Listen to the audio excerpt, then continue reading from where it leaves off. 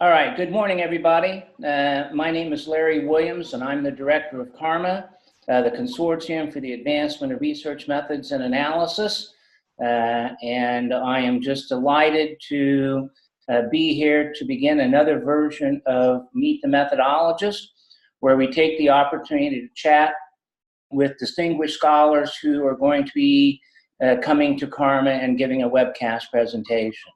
And I really usually get excited about these things, but I'm especially excited to have this opportunity today to talk with our guest, Dr. Joe Hare.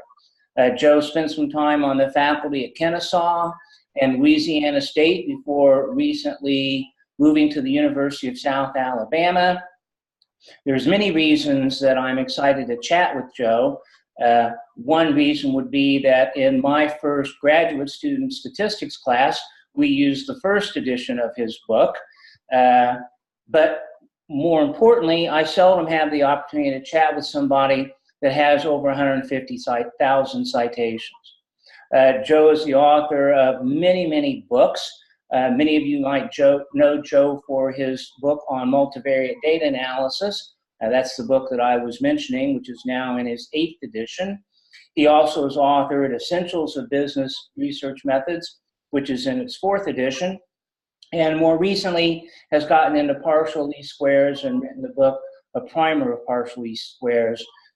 So many diverse research methods interests, in addition to all of his substantive interests in the area of marketing. So Joe, I'm very excited. Welcome, and I'm very much looking forward to having you visit Lincoln in a few weeks. So let me begin by asking, how did you get interested in all of this stuff? How did you get interested in graduate school, and particularly in quantitative and research methods? Okay, but before I answer that question, let me add to that list of books something that almost everyone does, and almost no one knows that I also have one of the leading principles of marketing textbooks with Cengage. And so when I'm introduced, it's always about multivariate, where I've been labeled, and no one knows that realistically I've had a long career in the principles of marketing education. And particularly, it's sort of interesting in the sense that people can't understand how someone could be a successful author on the statistics side and at the same time be a successful author on the fundamentals of marketing. Yeah, well, thank you for reminding us of that. Okay, so how did I get interested in research? Wow, that's a while back, but I have good memories and many memories. I earned my PhD at the University of Florida. And I don't mean to be critical of my school, but in those days, the University of Florida was not research oriented. In fact, what's happened at the University of Florida in the last, believe it or not, 50 years since I got my degree, is that the degree has been enhanced because of the evolution of the University of Florida toward research and the reputation that they've established over the years. During my program, I learned a lot about marketing, but not much about publishing and not much about research. So I got to my first job, actually, which was at Ole Miss, and I was hired with several colleagues in the same group that I was, and I mean by that, we were all interested in doing research, but we hadn't been trained very much in that area. So a small group of individuals, we were all assistant professors wanting to be successful, but we clicked and we developed a culture of working on articles, and our wives used to tell us that when we left town with them, we would come back and the first thing that we would do is go to the College of Business to check the mail to see if in the mail there were any either revise and resubmits or perhaps, and not frequently enough in those days, acceptances. But really what got me into the research, and this I'm sure is not surprising, is my early interest in multivariate. And when I say early interest, it really wasn't early in the doctoral program. It was late in the doctoral program. But I got involved in multivariate in the multivariate book, and I quickly learned to love data analysis. I can't say that I love statistics early on, but I eventually began to love statistics and really enjoy it. And that led me to doing research, because I could always find someone who was interested in the theory, in the conceptual side, and my specialization was in data analysis. So that's really how I got started, is beginning at Ole Miss and then continuing my years with a lot of colleagues, good colleagues at LSU, and later on at all the universities I work with. Yeah, yeah. So during this long career, you've made several types of, gone through different career stages. You started off making the transition to become a faculty member, and then you went through the transition of going from an untenured assistant to more of a mid-career associate, and then finally reaching the stage of a full professor. So those three different kinds of distinct transitions. So what do you remember most about those transitions, and what advice would you offer to students and faculty as they anticipate going through those changes?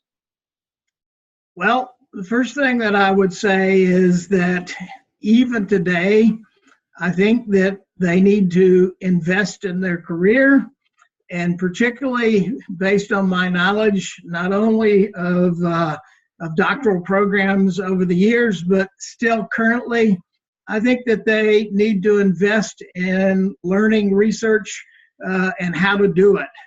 We teach a lot of skills in the program, and a lot of those skills focus on what is marketing and what's the theory and what's the conceptual basis, and we teach methods.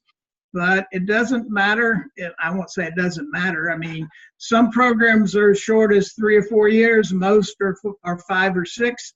But to me, it doesn't really matter how long. It seems to me like the graduates that either over the years or even currently today, when they graduate, they still need to learn about the specifics of research and also publishing.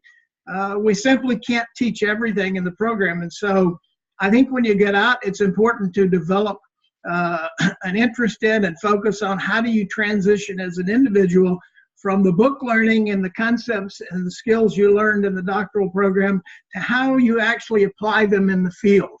And so the early years are really important, because that teaches you a lot about time management, and it teaches you about what it takes to be a publisher, and you need to find mentors along that road. So the early stage really is an investment.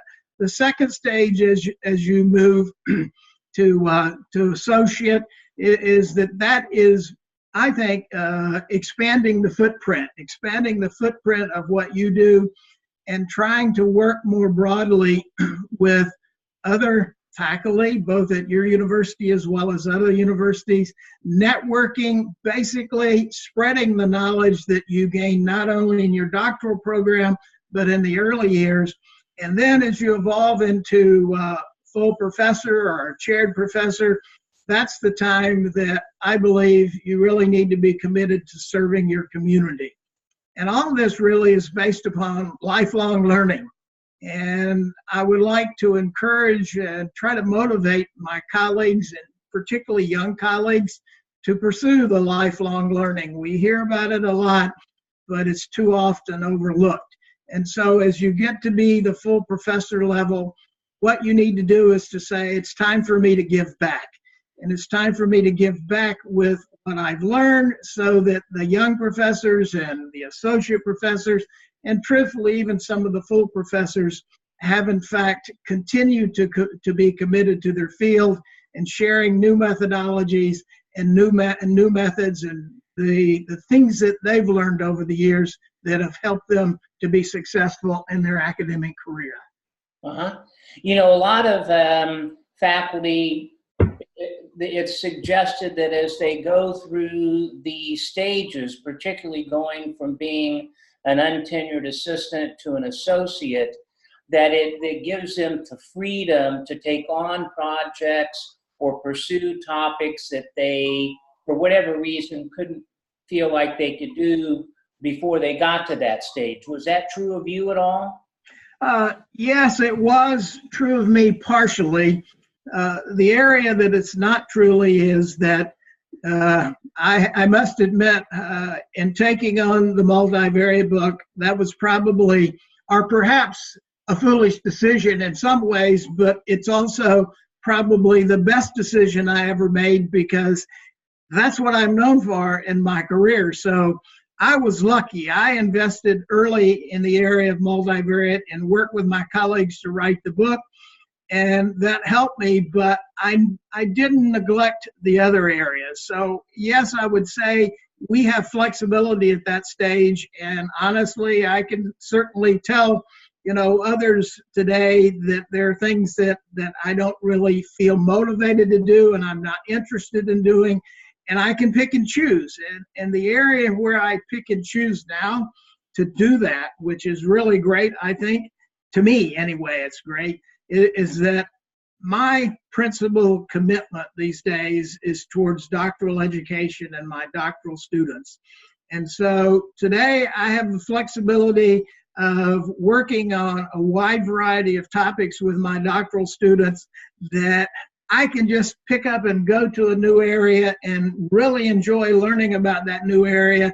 Whereas in my earlier years, I had to say, no, stay focused. When you're focused, it helps you to publish. I mean, knowing the literature is really essential to being successful in publishing. And so in the earlier years, I had to spend more time in knowing the literature. And I'm not saying I don't know the literature today, but I have the flexibility that I can follow my students and learn new areas. I don't become the expert, but it really is super to be able to do that. And a good example of that is in the last 2 or 3 months with a doctoral student, I've really become interested in the field of social robotics and the impact of that. And it's going to be in management as well as in marketing and a lot of other fields. And so in earlier years, I probably might have had to dismiss that, but now I can in fact learn about that area and spend some time that would take away perhaps from other areas that I've already got knowledge of, but I'm just interested in this because it's such an emerging, interesting area. Yeah. Hey, so Joe, you kind of mentioned this, always maintaining the balance between your substantive interest and your methodological or quantitative interest. How do you think you are impacted by having that balance as compared to somebody that maybe goes more on the quant method side and doesn't have that type of substantive balance? So what's it like being on that interface for you? How does that affect you and your approach to things? Well, I would describe my interest other than methodology as being quite eclectic. And what I would say is I've been able to be eclectic because of my method side. I always had those skills. I don't say always, but after about 10 years, I had sufficient skills in the methods as long as I maintained them that I could publish and continue to be a contributing scholar.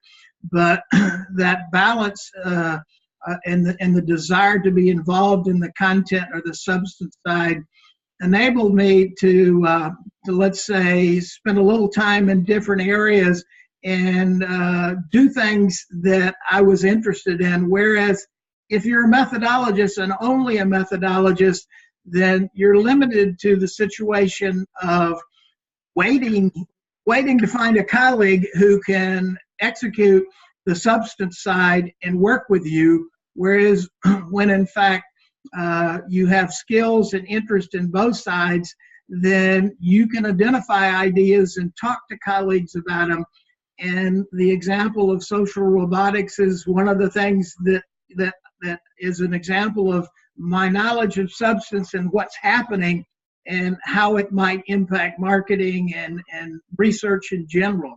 So I've constantly, from my reading, not just on the scholarly side, but I read business publications, Wall Street Journal, Business Week, and so forth, and I look for trends that are emerging because that's where I get my ideas, and I'm constantly saying, wow, that's new and different. How is that potentially going to impact marketing and management and scholarly research?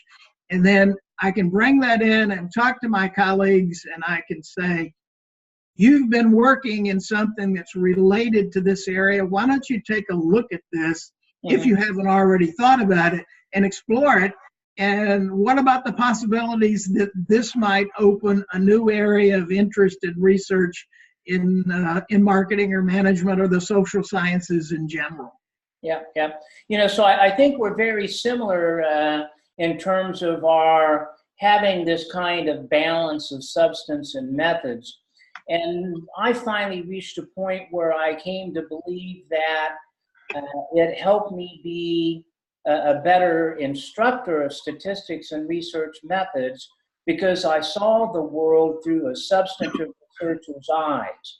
And I knew what their questions were, and I could formulate an answer and then come in and use equations as necessary to inform that. Whereas somebody that's more purely quantitative, they want to just kind of start with the equations and think that everything is self-evident. So do you think having that kind of balance impacts the way you teach your quantitative courses? Definitely I do. And that's an excellent point to bring up, because not being trained in statistics, in fact, a lot of people really can't believe this, and I share it with them. None of us in my doctoral program, none of the students had any training in multivariate or even in advanced statistics. And so I tell people that I never had a course in statistics except probability at the undergrad level. And I made a C in that, and I promised myself I'd never take another stats course, and I haven't, and people just can't believe it.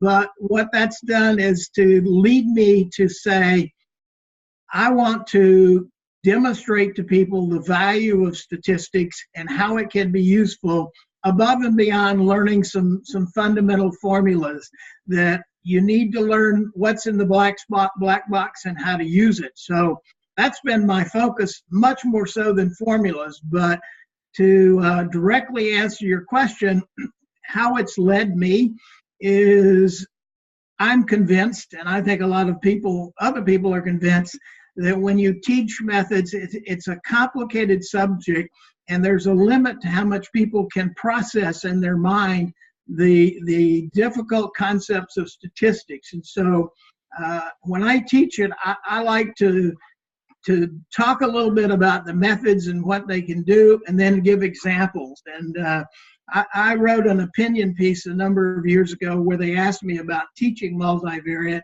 And one of the things I emphasize in there is examples. We often say, well, here's what discriminant validity is, and we give them a definition, but then if you don't give an example, then it's often too difficult. And what's convergent validity, and what is goodness of fit? You need examples, and those examples often come from the literature side and the substantive side, because that brings it to life. It's the real life that people can relate to, particularly individuals that they lack a lot of knowledge about methods, and they're finding it challenging. And so it's enough of a hurdle for them to just learn the basic concepts and ideas about multivariate and statistics. And it's always, I think, it's definitely helpful to them to be able to have an example, and a practical example in a substantive area that they've been exposed to and can relate to. Yeah. You know, the other thing that I find that happens is that a lot of times graduate students, they view their learning of statistics and research methods as something that they're going to do when they're in graduate school, and that's going to be all that they need to know throughout their career. And of course, if you look for the time that we have been involved in our professions, there have been so many dramatic changes, and you really do have to have a spirit of kind of lifelong learning. You're going to have to be constantly teaching yourself. And I imagine that's kind of something that you promote in your teaching philosophy as well. I definitely do that. And unfortunately, and I don't mean to be too critical here, because we all have our areas of interest and emphasis, but I not only observe that in the doctoral students that I've worked with, unfortunately, I have observed it over the years in a lot of people after they are out and in their career, whether it's assistant, associate, and full. They did learn the methods, they were exposed to them, and what they do is they say, well, I like regression, I know it, why do I need to work on SIM? Or if I know SIM, then why do I need to learn hierarchical linear modeling? Or particularly one of my frustrations in the last 5 or 6 years is that I run into faculty and they say, well, I've learned and applied covariance-based SIM with Amos or Listral for the last 30 years, and it's worked well for me. Why do I need to learn partial least squares? And it's led to criticisms by people of the partial least squares method, which is in fact the seminar we're going to have. And in fact, most of these individuals don't even realize and have been unwilling to invest even a little bit of time to learn that partial least squares is a combination of two techniques that they've all been exposed to and almost all of them have used, and that's ordinary least squares, multiple regression, and principal components analysis. And so they say it's not useful, or it's different, or it's not needed because we have covariance-based SIM, when in fact its objectives and its value are very different than covariance-based SIM, and there are a lot of areas that it can be applied that the covariance-based SIM cannot be compared. So to summarize that, what I would say is they've learned and started using over their career 1 or 2 methods, and they're not open enough to what's happening in the methodology area, and at least investing enough to say, wow, this might be something that would be useful to me. Either I need to learn it, or I need to find a colleague and a co-author who can help me in terms of supporting that kind of new methodology. Yeah. Hey, so let me just add a quick follow-up to that. Since you're talking about the diversity of methods and analysis tools, within the area of management, there was a time where there was a lot of tension between those favoring qualitative approaches and those favoring quantitative approaches. And we've now seen, I think from my vantage point, with the journal Organizational Research Methods, or with the Research Methods Division of the Academy, there's an increased appreciation from both sides of the value of the other side. And in fact, there's also that interest in mixed methods. So is there anything like, how is that type of tension manifests itself in the area of marketing? Well, actually, it's been, I would say, a similar kind of transition. And it's kind of like marketing made movements that management didn't, and then management caught up and moved ahead of marketing. So it's back and forth in terms of who's moving in what direction. But I think we really need to extend it beyond the U.S. Because a lot of my success in the multivariate area has really been outside the U.S. Of course, I've had some success in the U.S., but early in my career was when the multivariate area really began evolving, and people became excited about it. And it helped us to publish, and we moved ahead. And realistically, in my opinion, we forgot about qualitative.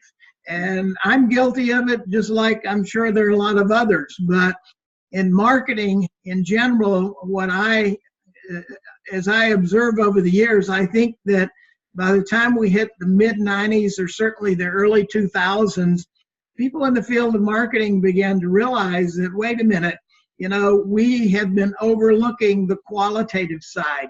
And so in the last 15 or so years, maybe 20 in marketing, we began to reawaken our interest in the qualitative side and to pursue, I think, a much more balanced approach.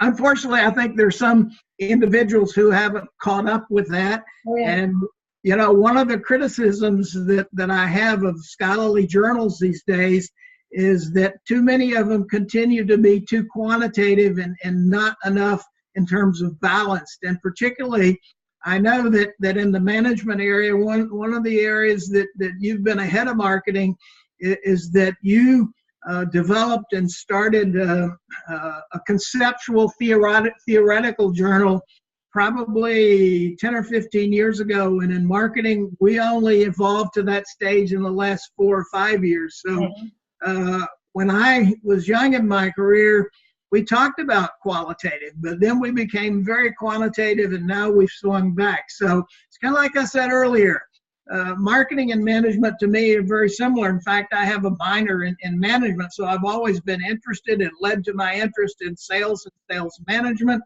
But the fields to me are very similar, and we've been parallel, but sometimes it's kind of like competition and the theory of retail competition.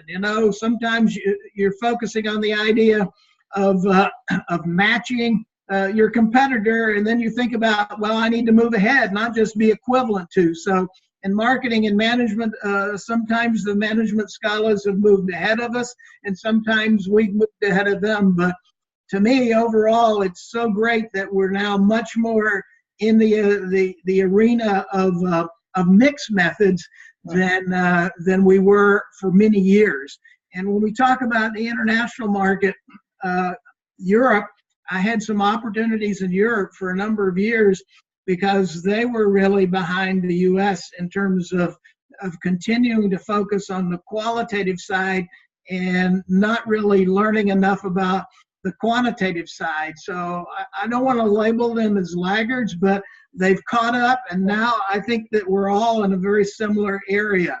And if we extend that really to our more recent colleagues from Asia, that they're beginning to see, I think, the value of mixed methods, although they initially became interested in the quantitative side because I think of the perceptions that the scholarly journals were emphasizing quantitative too much. But my observations are, and this is a big statement, but the world in management and marketing, the scholars that are globally, I think that in general they're moving much more towards mixed methods because the qualitative side is a fundamental building block to the quantitative side.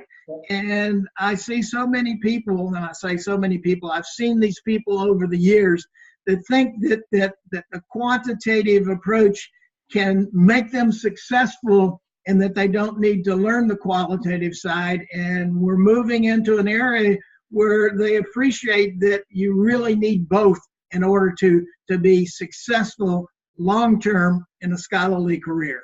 Yeah. Hey, you mentioned that as kind of an observation about journals and publishing. So let me kind of, since we're here, broaden this to ask kind of about whether there are any other aspects of the scholarly publishing journal endeavor as you've seen it evolve over recent years, things that concern you. Well, let me just first hit the point of conceptual theoretical journals. Management has one, we have one, and we need a lot more. I still strongly believe in the quantitative side, but we need more scholarly journals that focus on the qualitative side and the conceptual and the theoretical development, because I think we've gotten behind in that.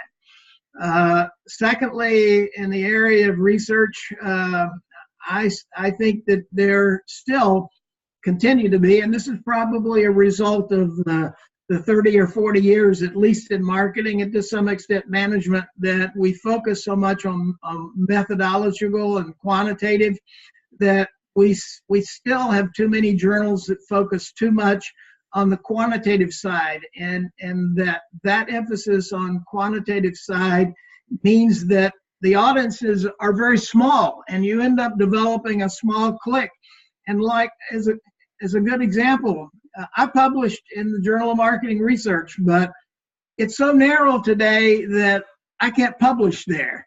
I might be able to find a quantitative colleague who could help me, but it's just too narrow. And truthfully, I can't remember the last time I ran into more than one or two people who said, that's my journal.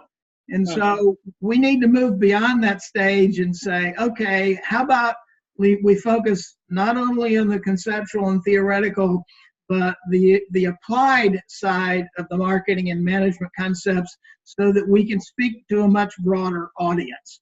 And then third, what I would say is, unfortunately, sometimes I believe that reviewers are too picky about narrow kinds of things. And in marketing, we call it common methods bias, and in management, you guys call it mono methods.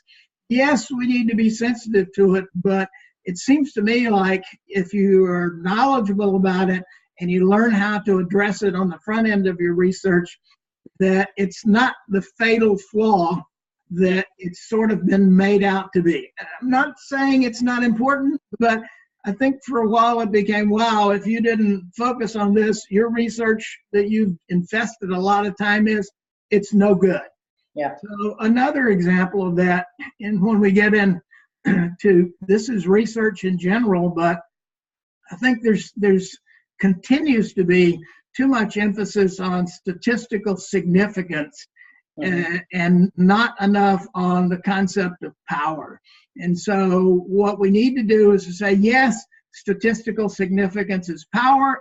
Statistical significance is important, but power is also important. And by the way, not finding significance can also provide useful information, and in some instances, just as much as finding statistical significance. Yeah, so I'd say that your comment about power is just a great one, because there are so many areas about where we push our people to learn the latest techniques, and they're worried about using this particular approach or that particular approach, but the single thing that hurts them the most is the thing that they focus on the least, which is increasing the power of their tests.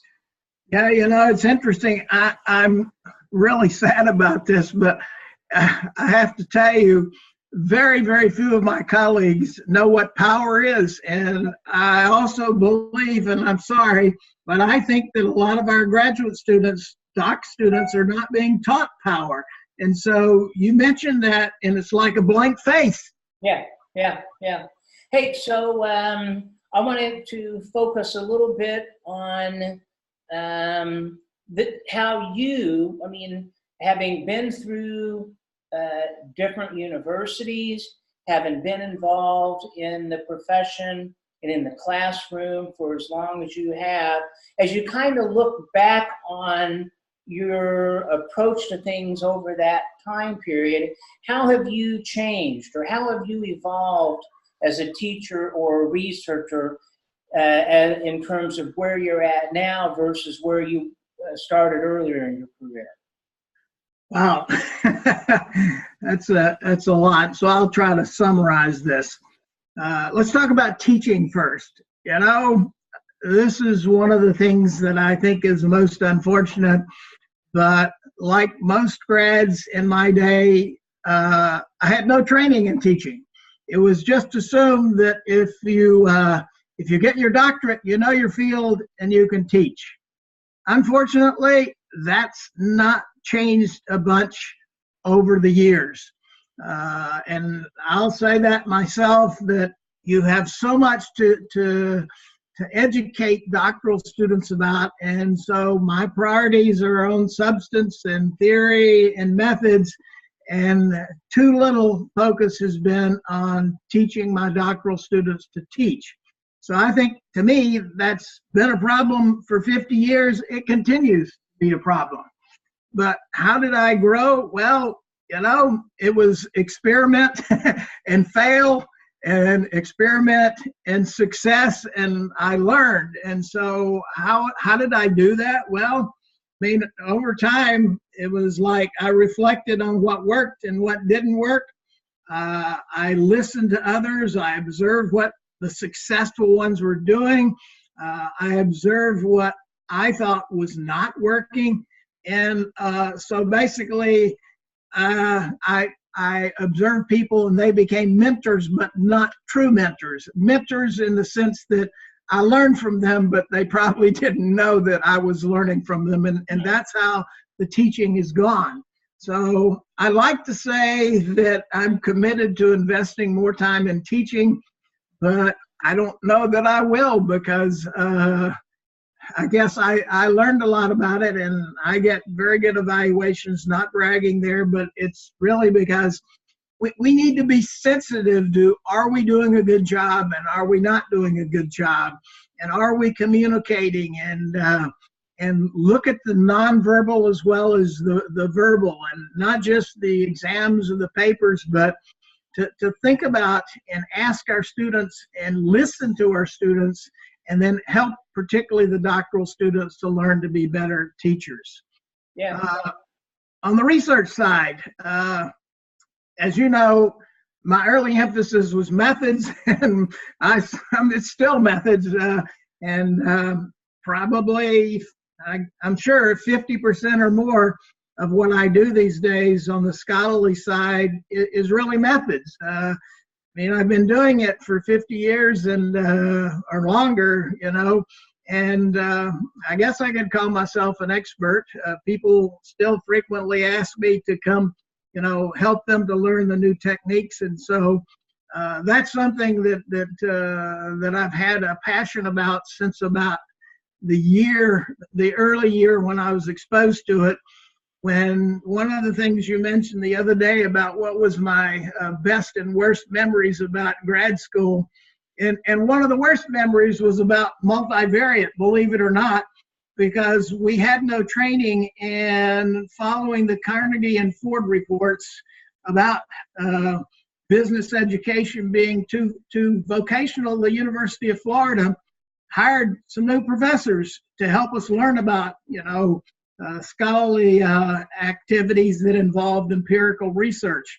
And so one of my worst memories was we got one new professor who came in from UCLA, and he basically mandated that we do multivariate. So one of my worst memories is the few days or few weeks that followed that, when I said, wow, I've done very good in marketing, and now I'm going to have to use multivariate in my dissertation.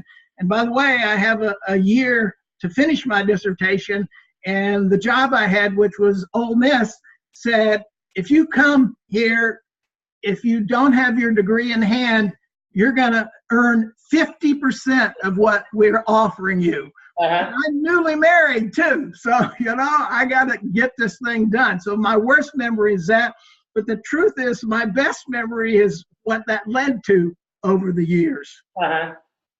So anyway. Yeah. Hey, so just quickly tell us what the transition has been to your new school. Well, actually the transition has been superb. A little frustrating because, well, as you know, I was very involved in starting a DBA program at Kennesaw State University. It's a non-traditional doctoral program, and we had a lot of success. Graduated 84 people in my 7 years there at the program, and they we placed them, almost all of them, in ACSB universities. And so my transition here was to work with the University of South Alabama to develop their program, which started and was patterned really about, after the Kennesaw one, but to work with them to grow and expand their program.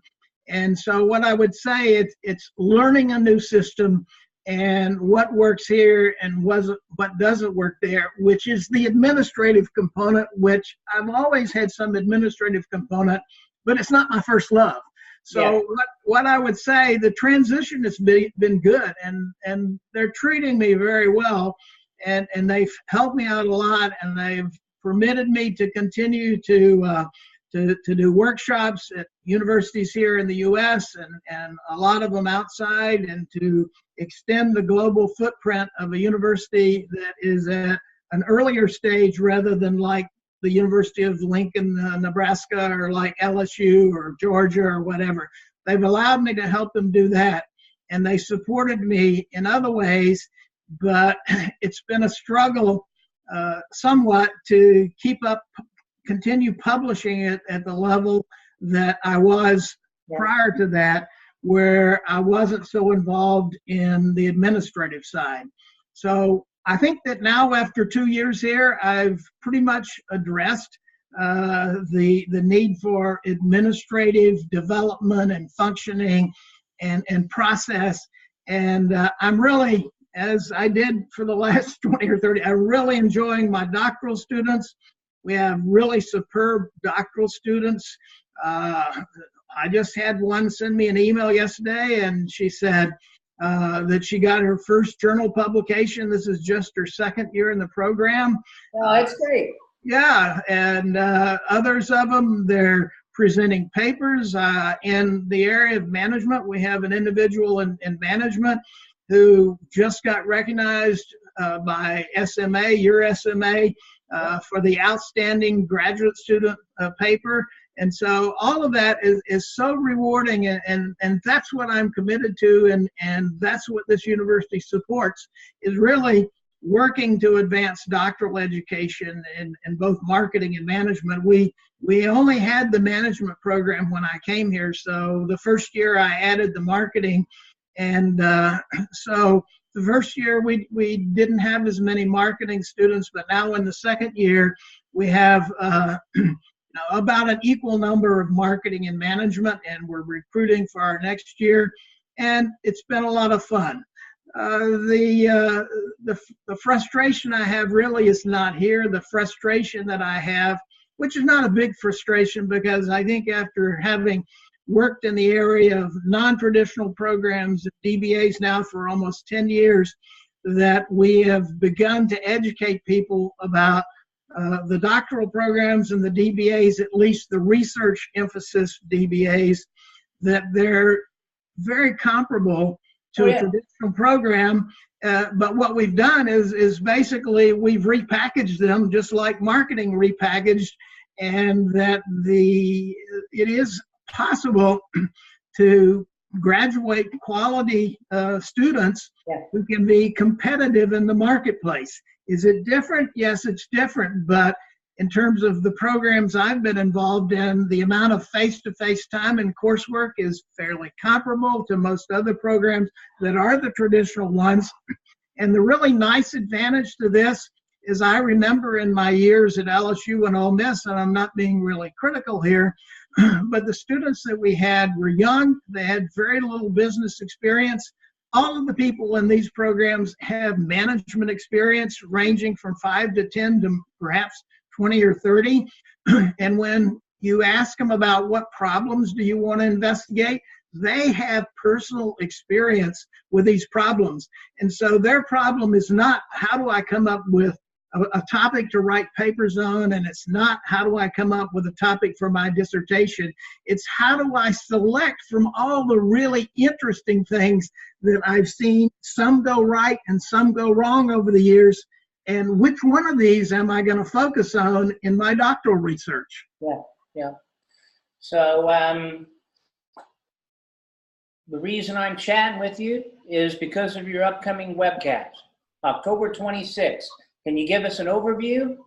Sure, be glad to. First thing I'm going to do is to talk about structural equation modeling and the field. Not a lot, because almost all, I think, participants in the program will have self-selected to watch this, and hopefully we'll get some people who maybe haven't exposed in the past, but know that my focus over the years is on simplifying technical and complex methods where a lot more people can learn and understand and apply them. So following just the overview of structural equation modeling, then I'll compare the covariance space SIM with the partially square SIM. I'll also compare the PLS with regression and principal components, which it is, basically a combination of the two, with an additional advantage is that within principal components, we examine constructs and we examine the measurement characteristics, but we only focus on the independent variables. Partially squares focuses not only on the independent or exogenous constructs, it takes into consideration the dependent or the endogenous constructs.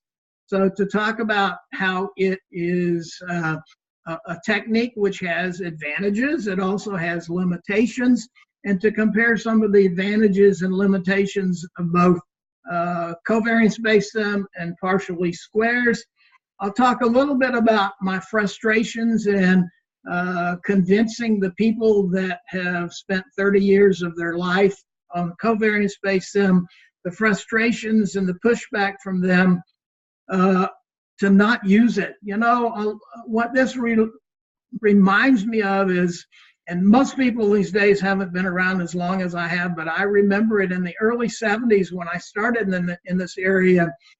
There was a similar kind of stream of criticism of what we call factor analysis, which we now call exploratory factor analysis. And so today's criticisms and comments that are negative about PLS are very similar to that era when EFA was unknown and people were, let's say, perhaps scared or simply didn't understand it.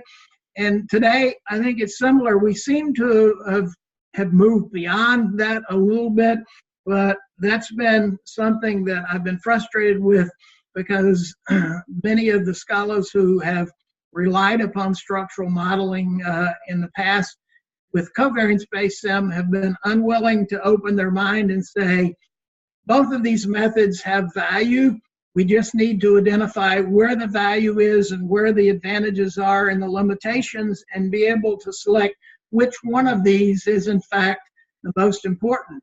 The other thing about it is I'm going to talk about the fact that the covariance-based SIM has and continues to be focused on how we confirm theory, and that PLS will in fact be able to confirm theory. We're working on that, but the emphasis and the focus on PLS is much more so on prediction.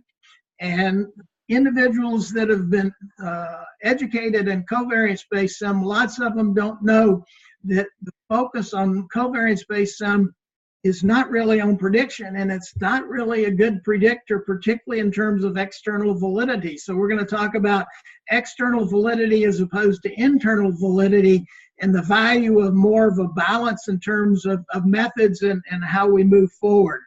And so that's what we're going to talk about, and hopefully the people that listen to the seminar will at least come with an open mind and say, well, okay, it has some possibilities. Maybe I need to rethink what my thinking has been in the past.